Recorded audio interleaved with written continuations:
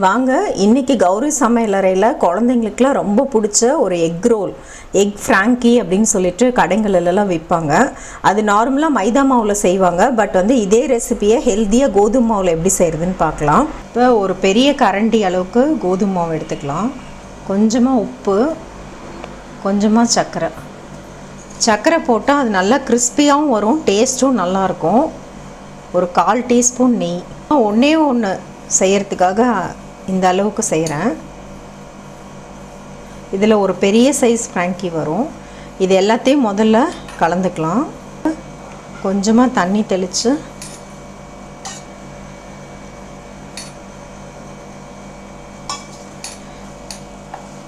இதை ரொம்ப சாஃப்டான ஒரு சப்பாத்தி மாவு மாதிரி பிசைஞ்சு எடுத்துக்கலாம். அளவுக்கு நல்லா சாஃப்டாக இருக்கணும். 15-20 நிமிஷம் கழித்து போட்டால் நல்லா வரும். இது முதல் நாளே கூட நீங்கள் செஞ்சு ஃப்ரிட்ஜில் வச்சுக்கலாம். காலையில் லஞ்ச் பாக்ஸ் கொடுத்து விட்ற மாதிரி இருந்துச்சுன்னா. வெங்காயம் அதுக்குள்ளே ஸ்டஃப் பண்ணுறதுக்காக இந்த மாதிரி இதில் சீவி எடுத்திருக்கேன். நல்லா இதில் சீவினா சன்னமாக வருது. கூட ரொம்ப பொடியாக ஒரே ஒரு பச்சை மிளகா கட் பண்ணி போட்டிருக்கேன். இதில் சும்மா ஒரு pinch salt, 1/4 spoon lemon juice. குழந்தைங்களுக்கு வெங்காயம் மட்டும் பிடிக்காதுன்னா நீங்கள் வெங்காயத்தை கொஞ்சம் கம்மி பண்ணிவிட்டு கூட முட்டைக்கோஸ், கேரட் அது எல்லாத்தையுமே சேர்த்து துருவிக்கலாம். பச்சை மிளகா வேண்டாம் குழந்தைங்களுக்குன்னு நினச்சிங்கன்னா அவாய்ட் பண்ணிவிட்டு லைட்டாக பெப்பர் தூவிக்கலாம். ஒரு முட்டையை உடைச்சி ஒரு பிஞ்ச் சால்ட் போட்டுக்கலாம். நல்லா பீட் பண்ணி எடுத்துக்கலாம். ரோல் பண்ணிக்கலாம். மேலே கொஞ்சம் மாவு போட்டுட்டு ஒரு திக்கான ரவுண்டாக பண்ணிவிட்டு இதை கட் பண்ணிவிட்டு அப்படியே ரோல் பண்ணிக்கலாம். இந்த மாதிரி ரோல் பண்ணிவிட்டு அதை வச்சு அப்படியே ஒரு ப்ரெஸ் பண்ணிக்கோங்க.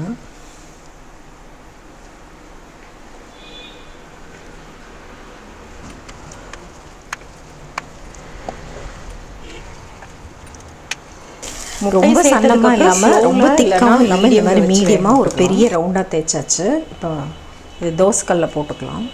ஒரு 1 நிமிஷம் 2 நிமிஷம் ஆகி இப்படி மேலே பபிள்ஸ் வரும்போது திருப்பிட்டு ஒரு 1/4 ஸ்பூன் நெய்யை அப்படியே தடவி விட்டுக்கலாம். நெய் வேண்டானா நீங்கள் எண்ணெய் கூட யூஸ் பண்ணிக்கலாம். இருந்தாலும் நெய் யூஸ் பண்ணும்போது அது இன்னும் சாஃப்டாக, லன்ச் டைமுக்கு சாப்பிட்டா கூட சாஃப்டாக இருக்கும், டேஸ்ட்டும் ரொம்ப நல்லாயிருக்கும்.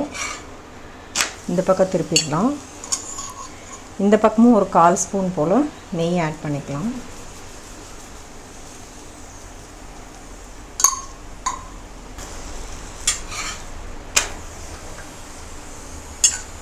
இப்போ அடுப்பை ஸ்லோ பண்ணியிருக்கேன். இந்த வெந்த சைடு இந்த அடித்து வச்ச முட்டையை ஊற்றிட்டு அதை ஸ்ப்ரெட் பண்ணிக்கோங்க. ஒரு 1/2 நிமிஷம் விட்டுட்டு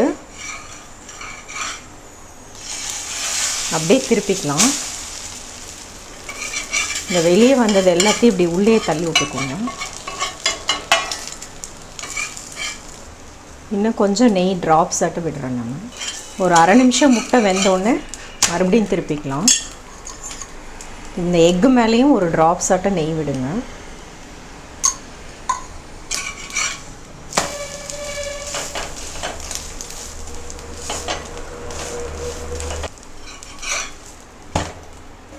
சும்மா ஒரு 2 பிஞ்ச் பெப்பரை இந்த எக்கு இருக்க சைடில் அப்படியே ஸ்ப்ரிங்கிள் பண்ணிக்கலாம். ரெடி ஆயிடுச்சு. இப்போ இதை எடுத்து நம்ம ரோல் பண்ணிக்கலாம். நீங்கள் ஸ்டஃப் பண்ணுறது உங்களோட சாய்ஸ். ஆனியன் மட்டும் போட்டுக்கலாம், இல்லை மிக்சடாக கேபேஜ், ஆனியன், கேரட் 3 மிக்ஸ் பண்ணி போடலாம். பன்னீர் துருவி போட்டுக்கலாம், சீஸ் ஆட் பண்ணிக்கலாம். அது மாதிரி அது ஃபுல் அண்ட் ஃபுல் உங்களோட சாய்ஸு. இது சால்ட்டும் கொஞ்சம் லெமன் ஜூஸும் ஆட் பண்ணதுனால இந்த ஆனியன் நல்லா சாஃப்ட் ஆகிடும்.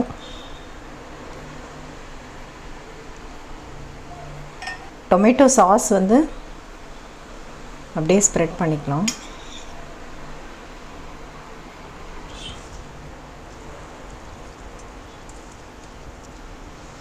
சூப்பராக ரெடி ஆயிடுச்சு.